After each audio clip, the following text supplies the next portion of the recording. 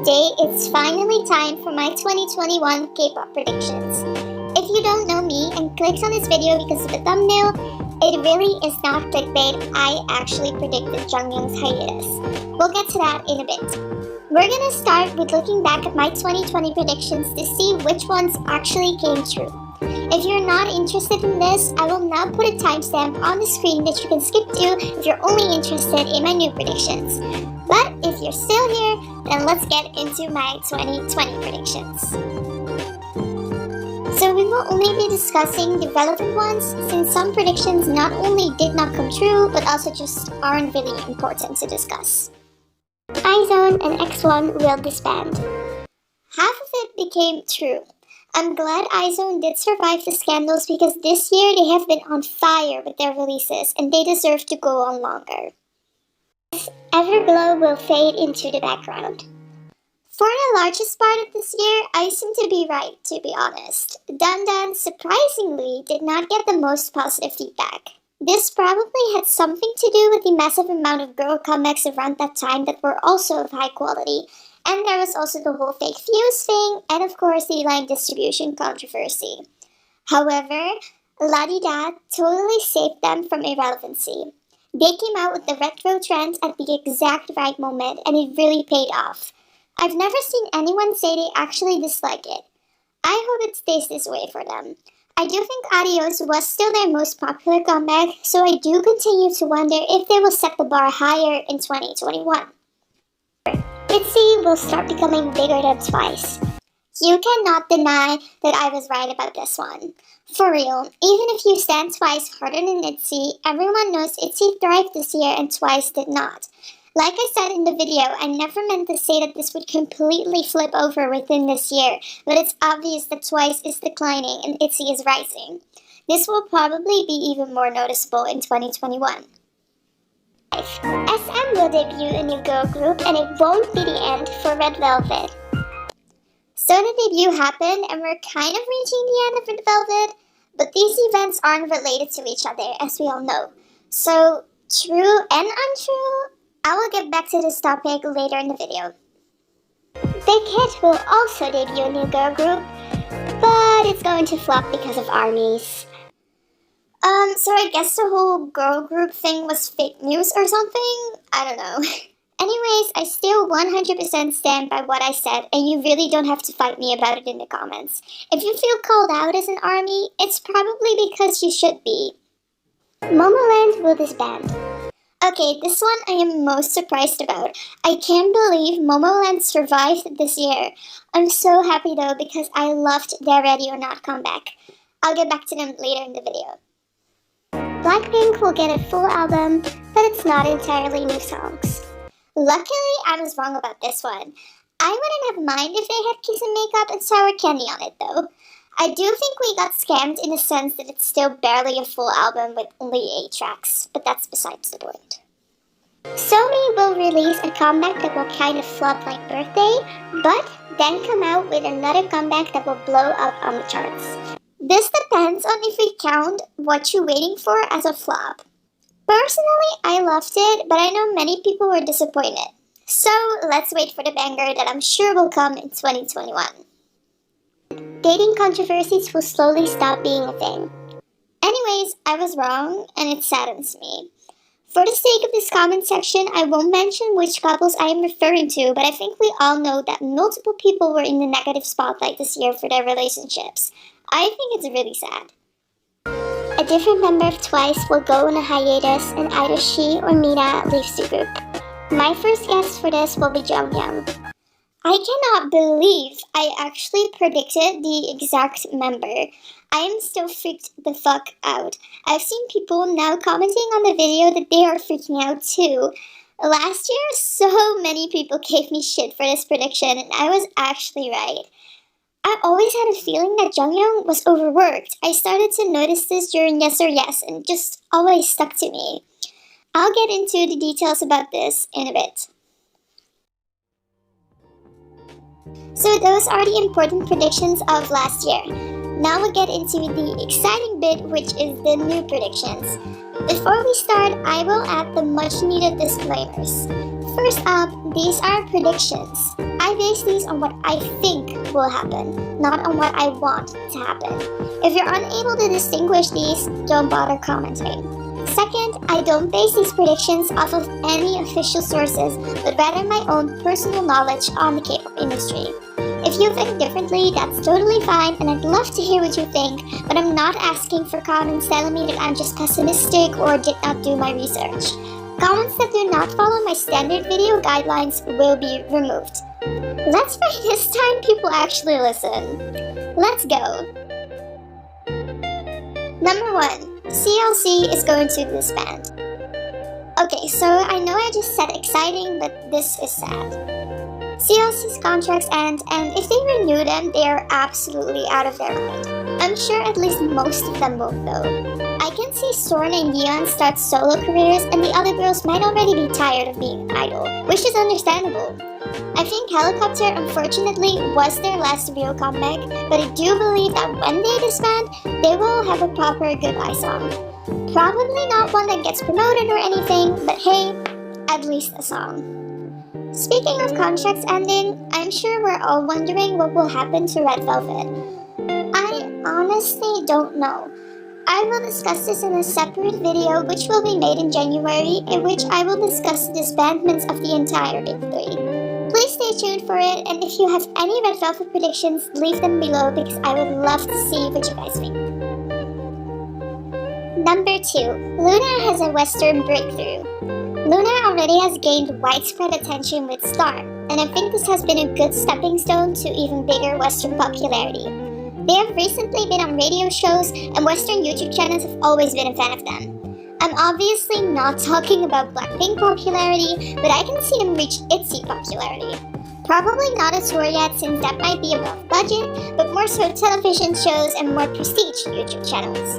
I hope this happens because it would be very exciting for them.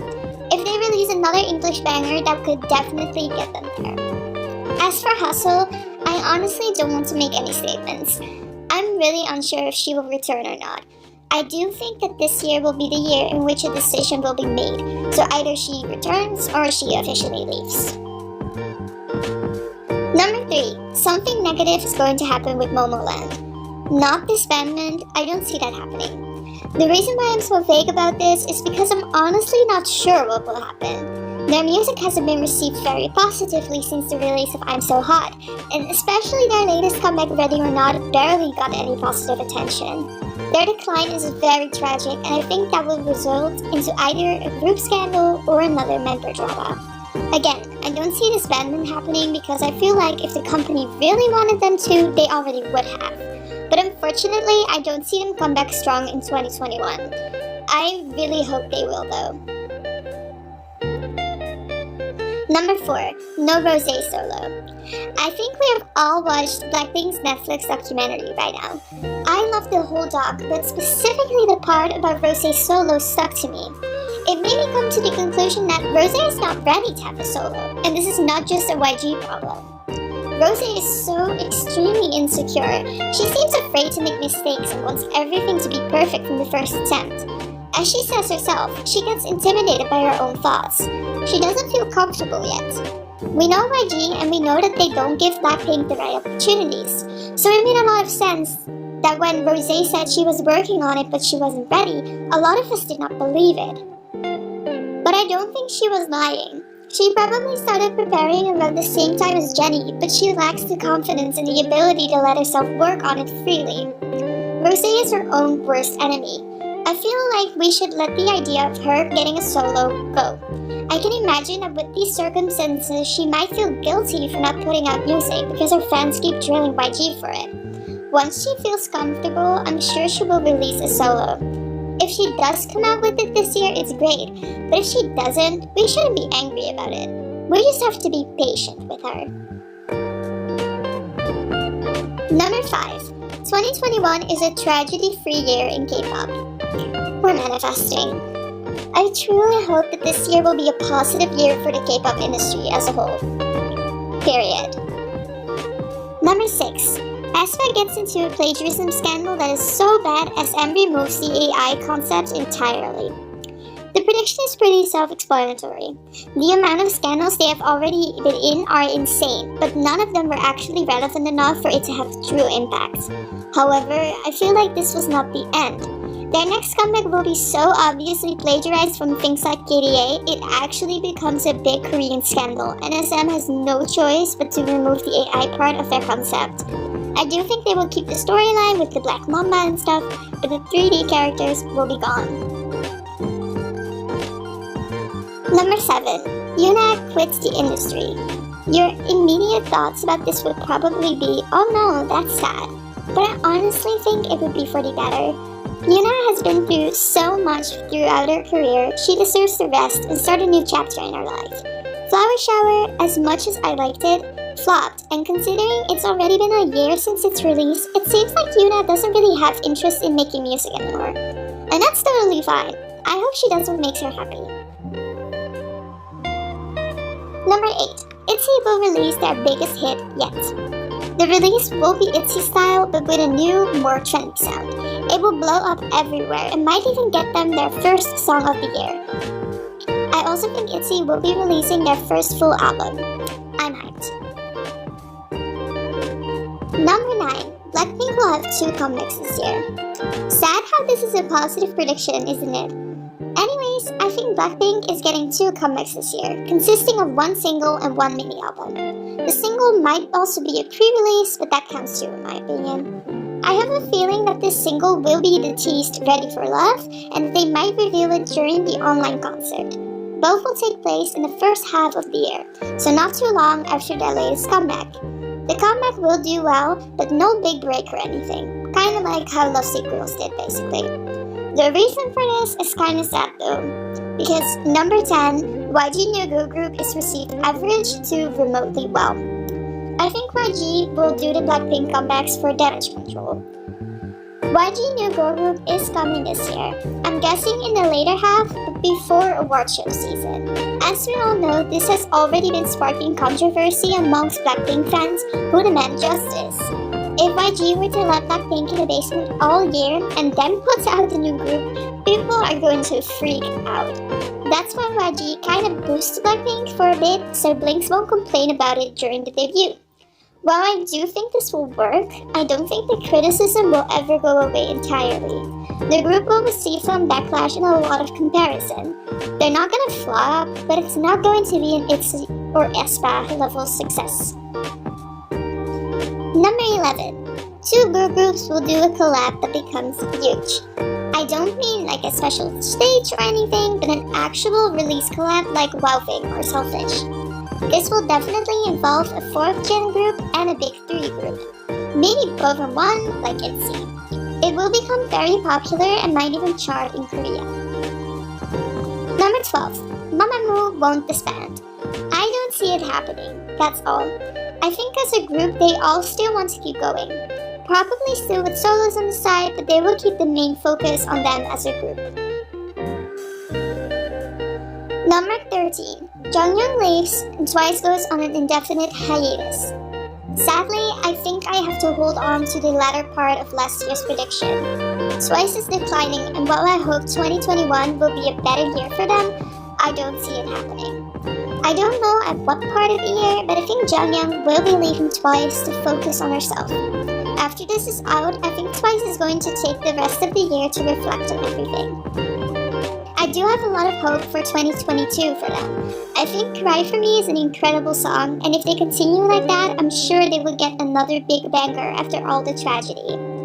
I think the most important thing right now is to show Twice some love and acknowledge their hard work, despite some of the negative outcomes. To end the video on a positive note, number 14, female soloists are making a comeback.